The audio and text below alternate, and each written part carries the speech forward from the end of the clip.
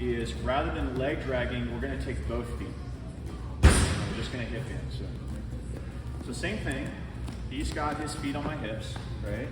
And I'm gonna make him carry my weight, okay? Hips are forward a little bit, I'm on my toes, my shoulders are back, my chest is out, right? And now what I'm gonna do is I'm gonna have both feet, and I'm gonna hip a little bit, and use that to get his feet off of my hips.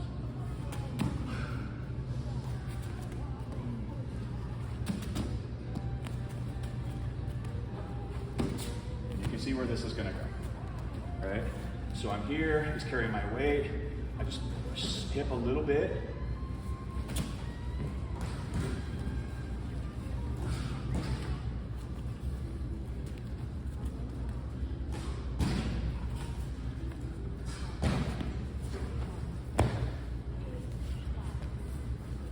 And when I do this in actuality, I usually will walk this in a little. Here, hip, kind of walk in.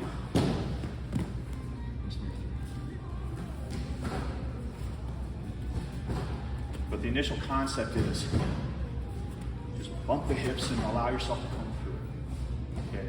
And when I was learning this system, when I was training with the guy that taught this, Michael Hines, he's like, part of the ability to get good at this passing system is not caring where you end up. If you end up at half guard, then you end up at half guard. Eventually you'll defeat that and you'll get used to getting around to the side and getting where you want to get.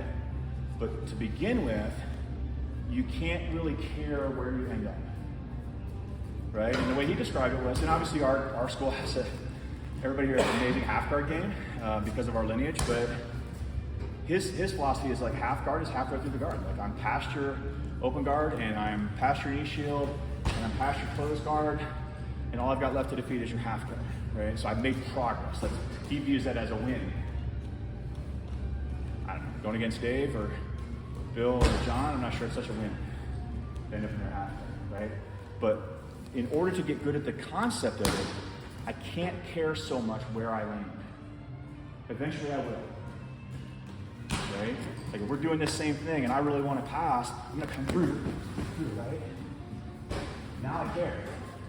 But in order to get to that and get comfortable with that mechanic, I have to be willing to just let myself fall in and kind of land in weird ways and kind of find ways to smear my body through and just get really comfortable using that change in position to collapse strength. Like I landed here, right? So I had to do this. Right? Okay. Like I said, it looks like you're landing like a sack of potatoes. It looks like it's not technique based.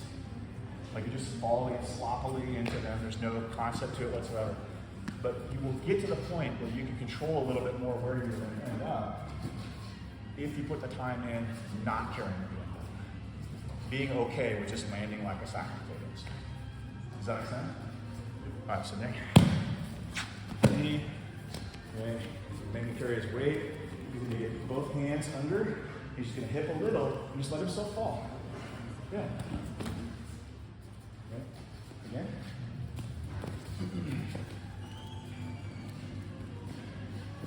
Hip in a little. You're just going to push me off the side and let yourself fall. Okay.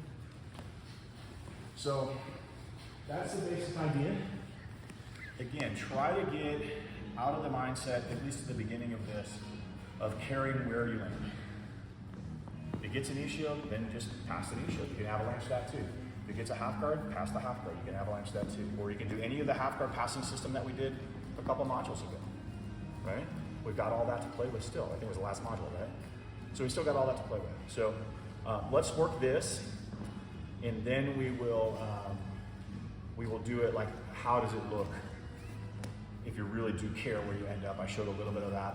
How can you add your arms into the process to control a little bit more about where you land and if you can land in a dominant position? Make sense? Do you have a question? Okay. Anything? Anybody?